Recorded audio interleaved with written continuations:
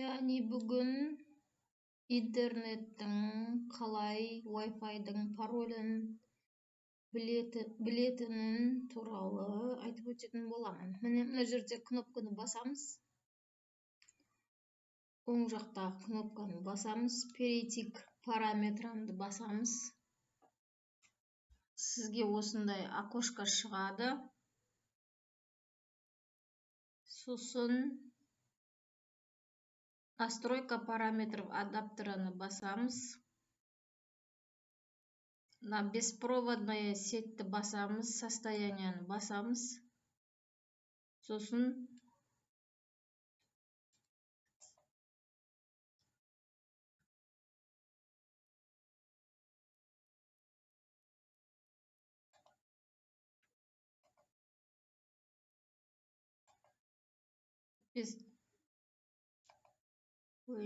не болып кетті? Безопасностьті басамыз, сосын отображать деген вводимые знаки дегенді бассаңыз, сізге мына жердегі паролін шығарып береді. Түсіндіре алсам, каналға тіркелеміз, лайк басамыз, комментарий жазамыз.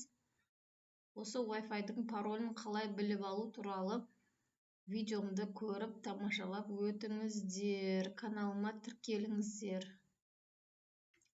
Оңай. Мына жерді бірінші басасыз.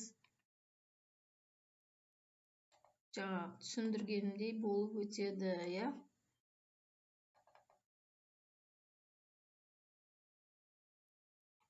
Аны басасыз, перейти к параметрам, настройки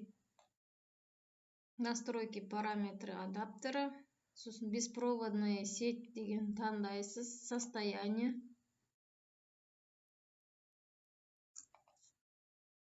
Так, сведения емес.